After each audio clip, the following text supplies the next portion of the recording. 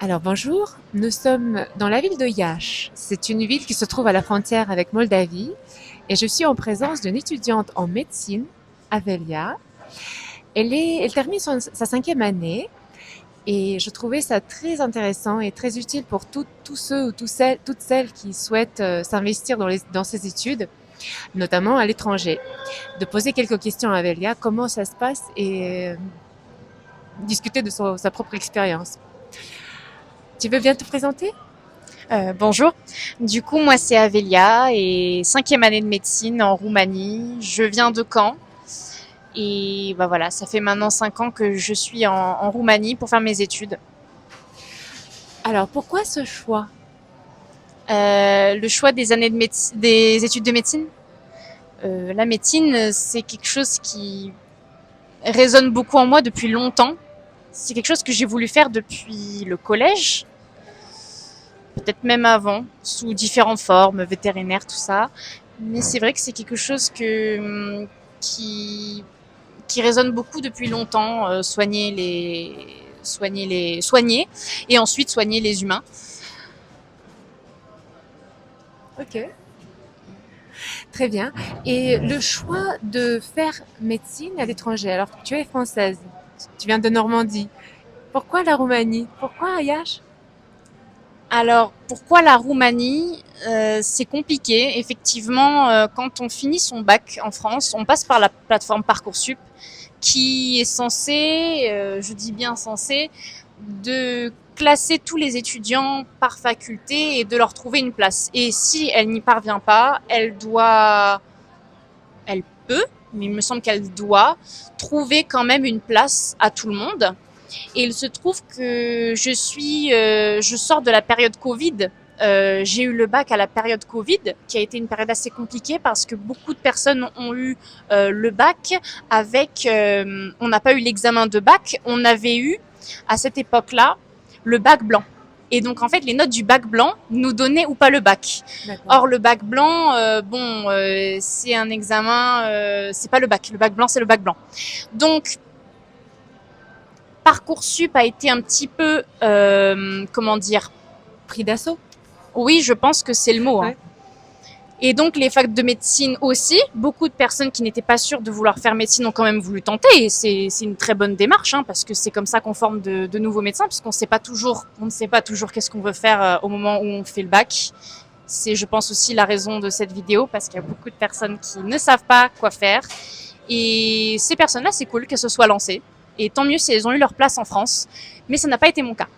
C'est pour ça que du coup, on a cherché un petit peu partout. Je dis on, c'est avec ma famille. Du coup, on a cherché en Europe parce que c'est vrai que c'est plus facile de trouver quand on est ressortissant européen, de trouver de la place en Europe. Et surtout, le plus important, c'est voilà, tu fais 6 années de médecine. Est-ce que ton diplôme est reconnu? Parce que si tu fais 6 années et que ton diplôme n'est pas reconnu, ça devient tout de suite plus compliqué. C'est de la paperasse, c'est des équivalences, etc.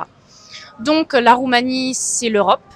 La Roumanie, c'est à 3 heures d'avion de la France. Et la Roumanie a un cursus en français. Excellent. À Cluj et à Iași.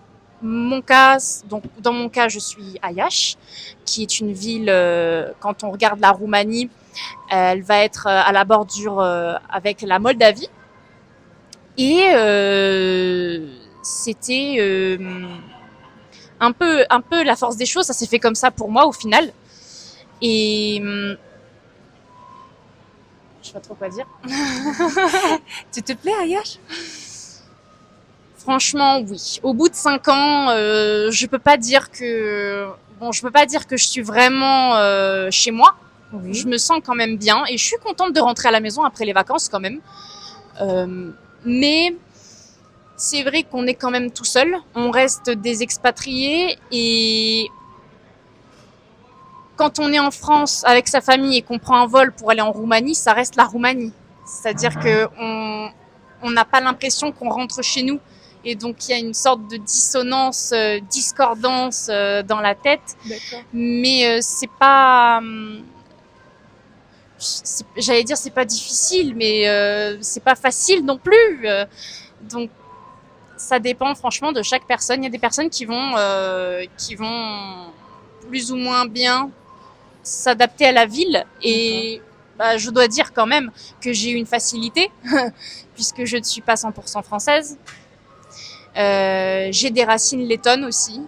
Et cette ville fait beaucoup écho à ce dans quoi j'ai grandi. Donc c'était quand même plus facile. Maintenant, je peux aussi parler pour des copines à moi qui se sont plus ou moins bien adaptées parce que on est tous en fait dans le même bateau au final. On est tous là pour la même chose. On est tous là pour la médecine. On a tous plus ou moins le même parcours, plus ou moins les mêmes difficultés. Et on se retrouve en fait vraiment véritablement tous dans le même bateau. Tous là naviguer au gré des vagues et on prend les mêmes vagues dans la figure. Donc oui, je me plais dans cette ville parce que c'est quand même une ville vachement calme. Je n'ai pas visité Cluj, donc je ne peux pas parler pour Cluj. D'accord. Mais beaucoup de personnes à qui on posera la question, Iași est une ville très sûre, très calme. Et donc, je n'ai pas peur de sortir avec les épaules dénudées dans la rue ou en jupe. Ok. Quelles étaient tes difficultés en arrivant justement? Je te fais un petit peu revenir en arrière. L'arrivée, comment ça s'est passé ton installation? Quel logement, aller chercher la nourriture, enfin plein de choses que tu devais faire loin de la maison pour la première fois peut-être? Oui, pour la première fois, parce que du coup, je suis partie en Roumanie à mes 19 ans. Donc c'était effectivement la première fois que je quittais vraiment la maison. Et surtout pour les études, et puis pas pour du dessin. Donc c'est compliqué. Pour ce qui est du logement, les agences sont vraiment top pour ça. À moins d'avoir des contacts ou de connaître des étudiants qui sont déjà à Iași. Et ça, c'est possible notamment avec Facebook. Parce que sur Facebook, il y a des groupes d'étudiants, Iași Student Market, des trucs comme ça, qui se mélangent en fait les Français avec les Roumains, avec les Anglais, puisque du coup à Iași, comme à Cluj, il y a 3 filières, la filière roumaine, la filière française et la filière anglaise. Et ce, en dentaire et en médecine générale, parce que du coup moi je suis en médecine générale, mais il y a aussi des dentaires. Rent Easy, tout ça, c'est des agences qui peuvent aider. Là, il y a une association médicale aussi, une association médicale à Cluj et une association médicale à Iași qui est là aussi pour aider. Donc, les nouveaux arrivants sont de mieux en mieux encadrés puisque ça n'a pas vraiment été très développé il y a 5 ans. Je me souviens que quand je suis arrivée, on était un petit peu perdus. Là, ça s'est beaucoup plus développé. L'association guide beaucoup les étudiants, même avant leur arrivée. Et il est possible, j'ai appris ça aujourd'hui d'ailleurs, qu'il est possible de louer un appartement à distance, en visio. Très bien. En visio, via du coup les agences. Pour ce qui est des courses, il y a franchement... En fait, c'est pas le problème des courses, c'est le problème de si on veut du fromage, si on veut du foie gras, si on veut des produits de France. Là, c'est plus compliqué et je connais beaucoup de personnes qui ramèneront une valise de 23 kilos avec des saucissons, avec tout ça, parce que malgré tout, je dirais pas le mal du pays, mais ça fait du bien quand même d'avoir son camembert ou je ne sais quoi dans son frigo. Mais on peut très bien trouver des produits. Je me suis acclimatée et franchement, ça a des bons côtés. Franchement, il y a vraiment des bons côtés à la Roumanie par rapport à la France. Ok. Et si tu pouvais en citer quelques-uns, justement, des bons côtés, ce que tu apprécies. Des bons côtés, la vie est moins chère ici. D'accord. En règle générale, la vie est moins chère. Ça fonctionne un peu différemment. Ici, on va avoir beaucoup d'outlets pour ce qui est des vêtements. Donc, c'est un peu une sorte de Vinted, mais avec des vêtements qui n'ont pas été portés, du coup. Donc, c'est comparable sans être comparable. Mais c'est très... Oui. C'est vraiment sympa. Et ça, je l'ai vu qu'en Roumanie, pour le coup. Alors que j'ai voyagé. La vie est pas trop chère. On peut se permettre beaucoup de choses. C'est-à-dire que là, on a une vie quand même, faut le dire. Les étudiants ici en Roumanie, et ça, c'est pas moi qui le dis, c'est presque toute ma promo, en fait. On vit un peu comme des rois. Quand on vient de... Mais oui, c'est vrai. Quand on vient d'un autre pays d'Europe, notamment quand on vient de la France, en France, c'est assez cher la vie et on peut pas vraiment se permettre, on peut pas se permettre un restaurant dans la semaine. Ici, je connais beaucoup d'étudiants qui se permettront de commander tous les soirs, qui se permettront un bon restaurant toutes les semaines, parce que les restaurants sont pas si chers et on mange bien. Pas cher, c'est combien environ un repas? Un repas complet. Alors, entrée, plat, dessert. Je ne sais pas si c'est entrée, plat, dessert. Par exemple, tu peux manger correctement pour combien dans un restaurant? Dans un restaurant, donc Ouais. pas dans une cantine type, comment dire, Allez, dans une type cantine. centre commercial. Type centre commercial. Ouais. Dans un centre commercial, on mange une bonne salade, je dirais en fait, un repas globalement, c'est entre 5, 7 euros 5-7 euros. et une quinzaine d'euros en fonction de ce qu'on veut manger. Ok. Je sais que, par exemple, pour l'exemple que je connais, on va dire pour le McDo. Si on veut prendre un McDo en France, on va prendre un menu Big Mac, je sais pas, pour 7 euros. Ici, je vais en avoir pour 5 euros. On a quand même une différence de 2 euros, Oui. plus ou moins. D'accord. Après, je n'ai pas les prix exacts en tête, puisqu'ici, on n'utilise pas l'euro. Ici, on utilise le lei, du coup. D'accord, c'est vrai que c'est notre monnaie. C'est notre monnaie. Du coup, il y a un facteur 5 quand même. C'est un pays qui est un petit peu sous-développé quand même. D'accord. Et ça se fait ressentir donc dans tout ce qui est commerce. Après, pour ce qui est des villes comme Iași et Cluj, ça devient des villes extrêmement étudiantes. Et donc plus ça va et plus ce que je suis en train de dire perd un peu de sa valeur parce que les prix montent. Parce que quand je suis arrivée en Roumanie, effectivement, on pouvait manger un Subway pour 3 euros. Oui. Et là, on le mange plutôt pour 7 euros. Ok. Ça reste quand même quelque chose de pas très cher. Mais pour ceux qui sont là depuis 5 ans, on le sent et voilà. Ok. Oui, donc c'est vrai le fait qu'il y a de plus en plus d'étudiants européens qui arrivent ici, donc le marché s'adapte aussi Exactement. aux moyens de public. Donc tu apprends la médecine en français. Oui. C'est d'après toi, est-ce que tu as eu l'occasion d'échanger avec des étudiants en médecine en France pour voir un petit peu est-ce que les programmes se correspondent ou il y a des différences notables? Alors, j'ai parlé un petit peu avec des étudiants en France, mais j'ai surtout parlé avec des étudiants qui venaient qui étaient dans ma promo et qui sont partis en Erasmus en France. D'accord. Donc, ils sont de la même année D'accord. et ils vont faire un semestre en France pour prendre un peu le pli, etc. C'est surtout pour les personnes qui veulent retourner en France plus tard. L'Erasmus, c'est possible. D'ailleurs, c'est possible quand on étudie en France de faire un Erasmus en Roumanie. Même si, bon, si on est bien intégré en France, il n'y a pas vraiment de raison de venir en Roumanie, sauf raisons personnelles. Globalement, c'est la même chose. On a les 6 années de tronc commun, voilà. On a 3 premières années où on est vraiment en amphi. Ça, c'est pour la Roumanie en tout cas.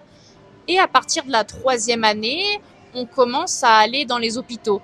Dans mes souvenirs, c'est vraiment en 3e année, on a commencé à aller en hôpital.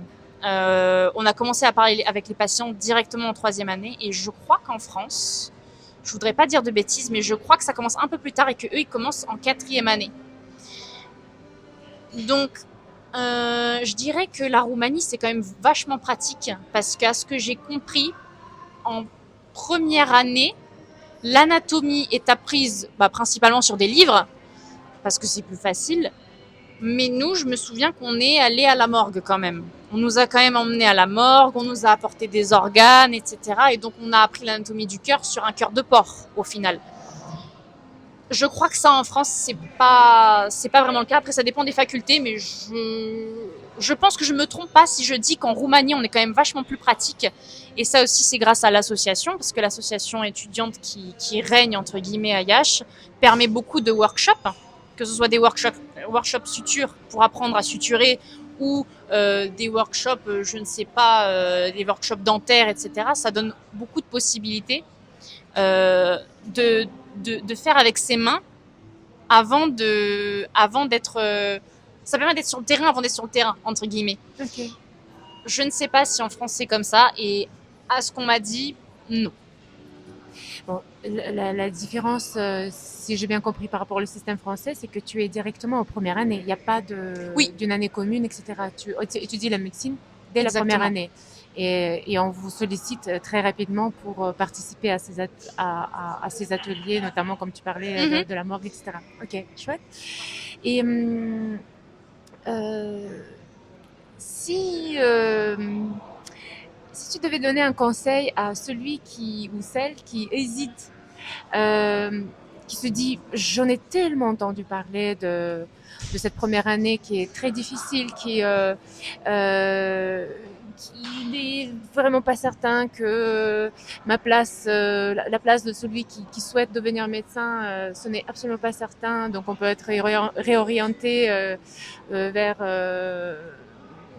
je ne sais pas, c'est kinésithérapie, sage-femme, etc. Bon, bref, tellement de possibilités, mais pas médecine. Qu'est-ce que tu donnerais comme conseil à tous ceux qui hésitent de faire la première année en France? Est-ce que tu conseillerais à ce moment-là ton parcours qui est atypique juste après bac à faire d'office rentrer en première année de médecine à IH, alors que souvent le parcours classique c'est les enfants, enfin les étudiants qui essayent de faire leur première année en France, qui échouent et comme leur souhait, leur rêve, c'est de devenir médecin, ils se réorientent vers la Roumanie ou d'autres pays d'Europe. Qu'est-ce que tu conseillerais à tous ceux qui aussi qui hésitent? Est-ce que je tente quand même la France si je suis acceptée par Parcoursup dans une fac ou dans ma ville ou dans une autre ville, par exemple une ville à l'opposé d'une autre ville de la France ou la Roumanie? Je pense que si on hésite avec médecine, c'est que déjà on n'hésite pas. Si c'est quelque chose qu'on a envie de faire, qu'on a eu envie de faire à un moment donné, je pense qu'il faut essayer. Pas, je parle pas par rapport au fait qu'on n'a pas suffisamment de médecins et qu'effectivement ce serait cool qu'on en ait plus. Je parle vraiment par rapport au fait que c'est vraiment un métier qui est vraiment beau, pour le coup. C'est pas facile d'y accéder, mais franchement, le jeu en vaut la chandelle, comme on dit. Je crois que c'est ça Oui, le truc. ça vaut la peine. Ah ouais, La peine parce que c'est quand même des études très difficiles. Faut dire que ce soit en France ou en Roumanie, c'est comme des dans études qui les deux sont cas, c'est très compliquées. difficile et on se rajoute effectivement un petit handicap en venant en Roumanie. En fait, c'est mitigé parce que j'ai envie de dire qu'on se donne un handicap, mais en fait pas vraiment parce qu'ici on est considéré comme des étudiants. Ici, on nous appelle par notre prénom. Ici, on a un prénom, alors qu'en France, je crois qu'on a plutôt un numéro de matricule. C'est-à-dire qu'en France, on est un numéro, ici, on est une personne. Ça change quand même beaucoup les choses. Quand je vais à la faculté et que je m'assois sur mon siège, en fait, le médecin connaît mon prénom. Il m'appelle par mon prénom. Si je lève la main, je suis une personne. Donc, est-ce que c'est plus difficile en tant que personne? Je pense que je me sens mieux à être là. Je ne suis pas considérée comme un robot qui apprend du coup un concours d'entrée et un concours de sortie. Mais je suis plutôt une personne qui ils sont au courant qu'on est des étudiants et ils sont au courant que c'est difficile pour nous parce que on est français et on vient en Roumanie. Si voyager, ça fait pas peur aux futurs étudiants, il faut tenter sa chance. Si ça fait peur, il faut essayer quand même, parce qu'on sait jamais. Et beaucoup de personnes que je connais, beaucoup d'amis, que ça vienne de Madagascar, que ça vienne de Guyane, de Guadeloupe. Il y a des gens de Guadeloupe qui viennent. Oui, bien sûr. Il y a des gens de partout, de partout, de partout qui viennent. D'Afrique, vraiment, il y a une sorte de melting pot, je crois qu'on dit, comme si c'était New York en fait. Yash devient New York parce que à chaque coin de rue, on a quelqu'un qui vient du Népal, Dubaï, machin et trucs. Et toutes ces personnes-là, un jour, ils ont fait un choix qui est d'essayer.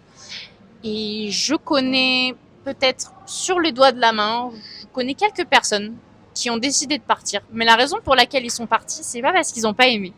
La raison pour laquelle ils sont partis, c'est parce que c'était difficile et qu'ils avaient besoin d'une pause. L'avantage, c'est que la faculté permet ces pauses-là et permet de revenir après. Donc, même si Admettons, je voudrais faire une pause, voilà, je suis en deuxième année, c'est trop difficile. Je rentre chez moi, je reviens l'année d'après et je suis encore en deuxième année.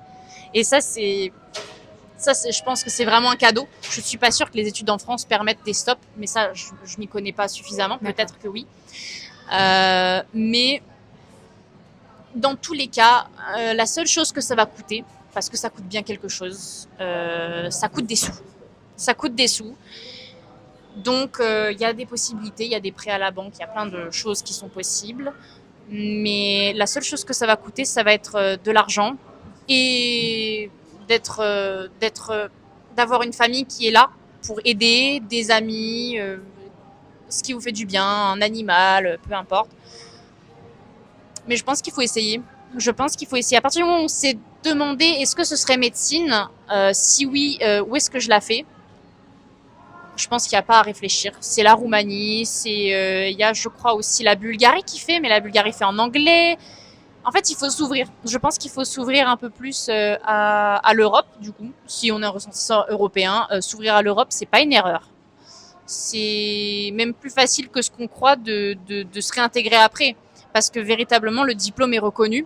Du moins pour l'instant. Parce que ce que je dis là, ça va dépendre du prochain président. D'accord, je comprends. Donc voilà. Ok, d'accord. Eh bien, merci beaucoup. Merci pour ces quelques instants Merci. en ta compagnie. C'était très intéressant, très riche. Merci. Et j'espère que ça va vous plaire. Et si vous avez des questions, n'hésitez pas. Et il se pourrait que je reprenne ces quelques instants de nouveau avec Avelia pour répondre à vos questions. Voilà, je vous souhaite une bonne continuation et surtout faites des bons choix dans votre formation. Si c'est médecine, vous avez un bon aperçu là par rapport à ce qui est faisable, ce qui est possible. Bon courage.